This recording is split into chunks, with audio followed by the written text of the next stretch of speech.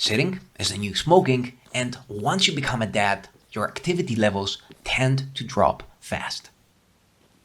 Less movement doesn't just lead to weight gain, but it also brings stiff joints and slowly all kinds of aches and pains, not to mention how it can plummet your hormones, energy levels, and mood. So, through the years, as you gain more weight and you start to feel more and more like the Tin Man from The Wizard of Oz, the less you want to move and the more health problems start to creep up, turning all this into a vicious cycle. Eventually, it is not that hard to become the overweight dad with a stiff lower back and a bad knee who has to pass when his son asks him to play catch.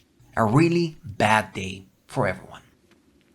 So, if you don't want this to be you in 10 years, and if you want a superhero dad physique, you need explosive legs. After all, there's no superhero I'm aware of who can't run fast when needed, whether that is to catch a villain or, in our case, our kid from doing something crazy like, knock on wood, jumping into traffic. Hill sprints don't just build athletic legs from your glutes all the way down to your calves, they also support a lean, muscular physique, they improve your libido, they boost your mood and energy levels for the rest of the day, and lastly, but not leastly, they are, in my opinion, the best way to be in shape when it comes to keeping up with your kids, whether they're toddlers or teenagers. All you need to practice these is a hill near your house and you're set. Still, if that is not an option, you can always drive to one on the weekend or squeeze in a sprint session while you're, let's say, at your kids' football or soccer practice, since many stadiums have staircases or at least some kind of soft terrain like grassy hills with at least some incline nearby, both great alternatives. Warm up done, ready for sprints.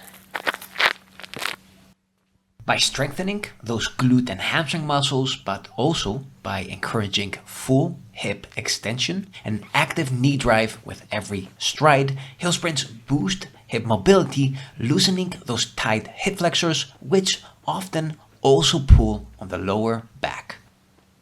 Hill sprints allow you to get a powerful training session in under 40 minutes, which makes them perfect for busy days when you want to sneak in a quick session, let's say early in the morning or after work before dinner in the evening.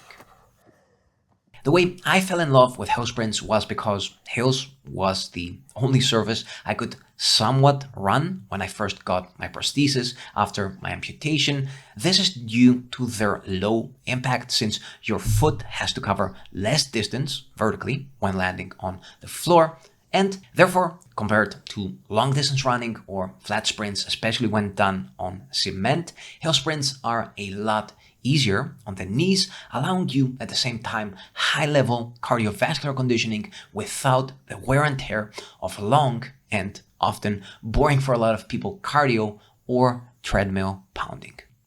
Now, take this one with a grain of salt, but something I've noticed repetitively in my training is how including hill sprints helps me avoid too much fat spillover while in a bulk, which I'm currently in.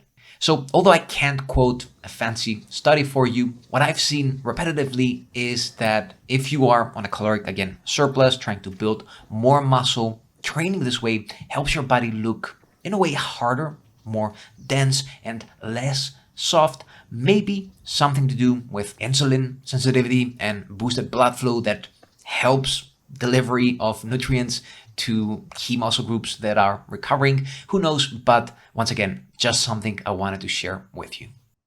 Hill sprints are an incredible way to blow off steam and come back to your family recharged if you're doing these, let's say, in the weekend, or for managing stress at work a lot easier during the rest of the week. A big benefit that I've noticed, but also a lot of my trainees, from including sprint days in between your upper body training days is how they speed up recovery, since by boosting blood flow, they help deliver oxygen and nutrients to your whole body, including those upper parts that are recovering, let's say from yesterday's pull-ups, speeding up this way repair and reducing soreness.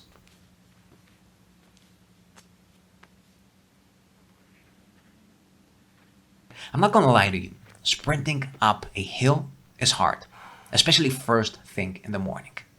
But that is the point. Hill sprints train mental toughness and resilience, traits any superhero dad needs. In the end, the downhill, easy road never makes you happy or a better man, and to quote a famous Greek author, Nikos Kazantzakis, it is the uphill road that brings true joy.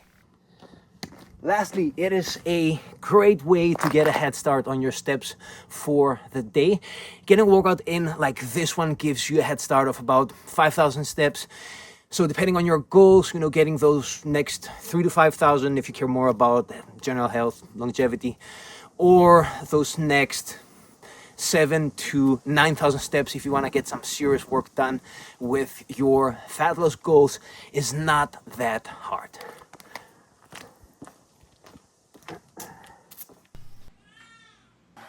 By the way, if you're done avoiding the mirror and taking off your shirt at the beach or the pool, if you don't only want to look good but also feel good, perform better at work, and handle life stress with more resilience, all that without the hustle of getting to the gym and bending your life to somebody else's schedule, then look no further, since this is what we do, having coached over 100 dads the last 2 years. So if you want the structure, clarity, and accountability that a coach brings to the table, and you're ready to dial in your training but also your nutrition, then make sure you fill in the form below. There's a link in the description of this video and the top pinned comment. Right after you do so, we'll schedule a free consultation call, see if we're a good fit, and get to work. So once again, fill in the form, there's a link below, and I'll get back to you as soon as possible.